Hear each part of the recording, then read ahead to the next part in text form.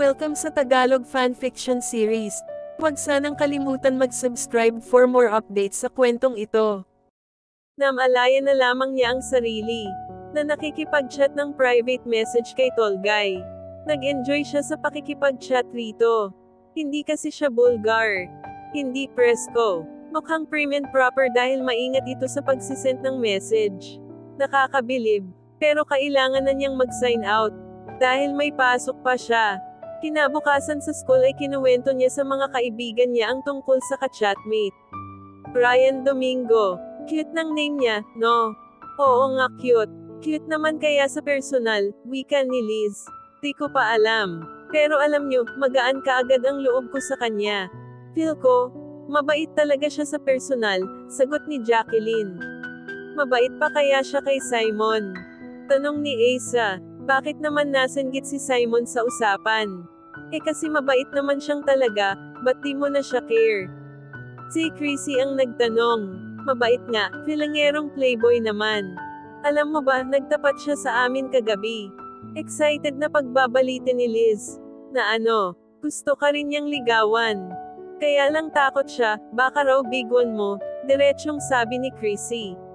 Buti alam niya, simangot niyang sagot. Don't tell me, hindi mo siya type. Tanong ni Asa. Honestly, hindi. O talaga. Heartthrob yun ah. Isa pa, crush ng buong universidad. Si Liz naman yung nagsalita. Ano ngayon? Di ka man lang ba natuwa? Imagine, player yun. Daming fans. Tapos ikaw ang gustong ligawan, sabi ni Aisha. Hindi naman porke player, accepted na natin kaagad na maging boyfriend. Kayo ba ni Aisha, sinagot ninyo sina Vincent at Ryan dahil lang sa players sila? Of course not. Talagang na-inlove ako kay Vincent. Yung pagkatao niya ang nagustuhan ko. Ako rin.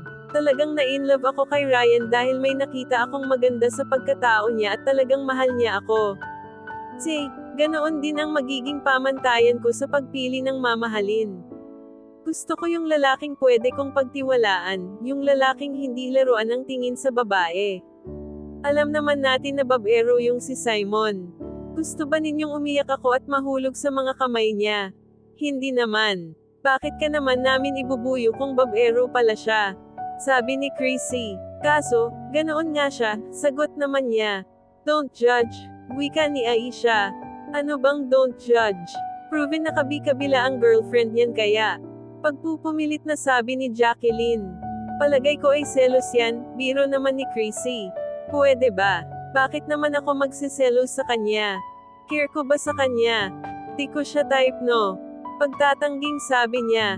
Ganyan din si Aisha noon at saka ako, wika ni Liz. Basta, huwag ninyo akong irito sa kanya. Ayoko talaga. Siya kung ayaw ay huwag. Sa iyo na lang, siya Chrissy, biro ni Aisha. Lalo nang ayaw ko, huwag na. Baka matabonan lang siya ng boobs ko. Napatawa siya sa biro ni Chrissy. Ito naman. Bakit ba pinagdidiskitahan mo yung boobs mo? Yung iba nga ay iyan ang wish. Ikaw naman wish mong lumiit. Over naman kasi sa size. Kabigat, sa totoo lang.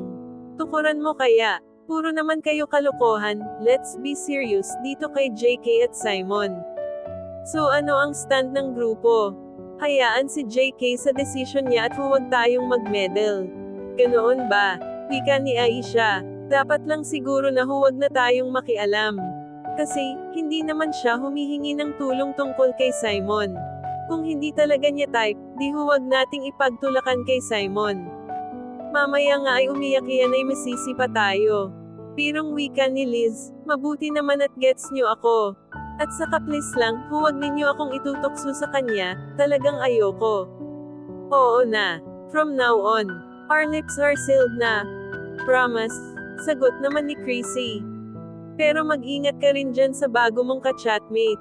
Baka acting mabait lang yan. Yun pala, mukhang sanggano sa personal.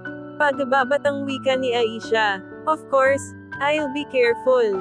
Hindi ko naman siya basta-basta papatulan no. Mahirapan muna siya at kikilalanan. Kumuna siyang mabuti. Siya. We wish you luck.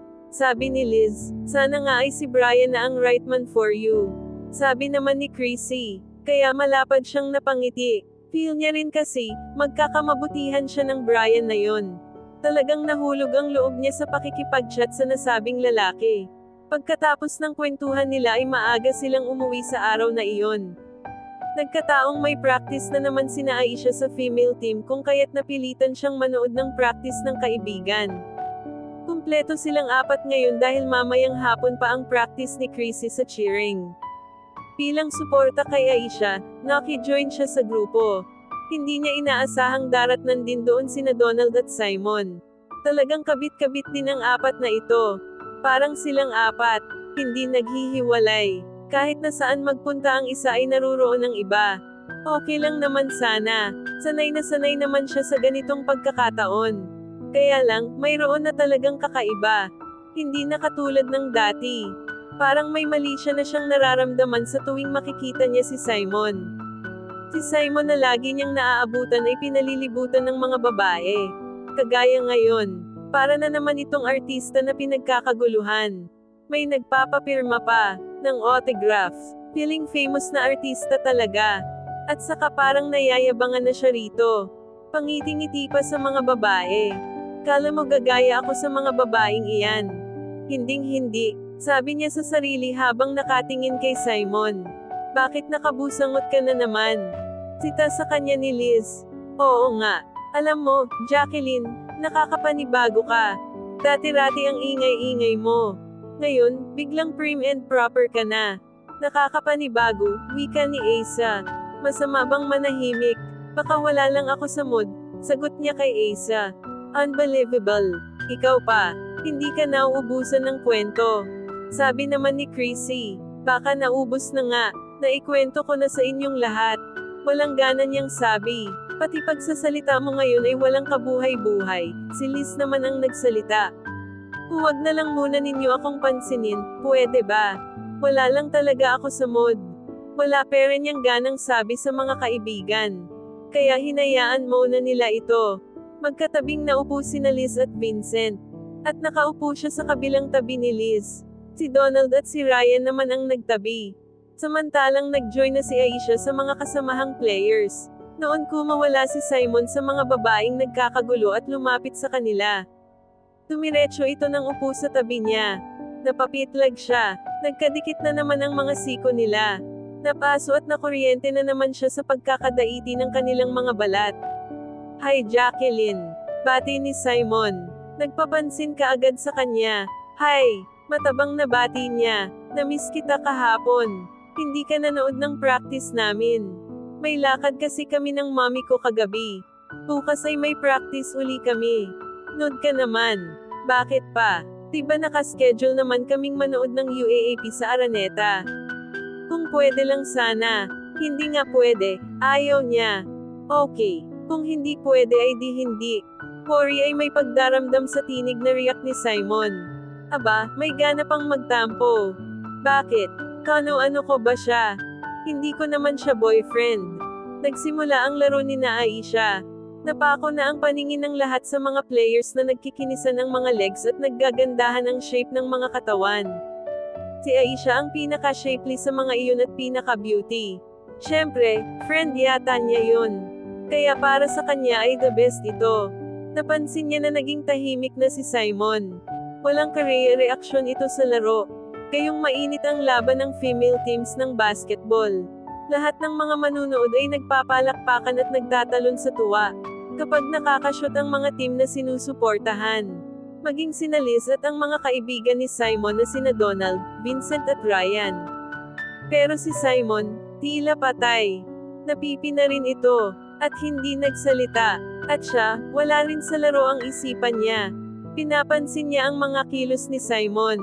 At gusto niyang i-hate ang sarili. Diba sabi niya ay hindi niya gustong I-care ito. Bakit apektado siya ng pagiging tahimik nito? Grabe naman itong nangyayari sa akin. Pati sarili ko ay hindi ko na maintindihan. Ano naman? Kung hindi kumibo ang unggoy na ito, bakit ba nakikialam yata ako?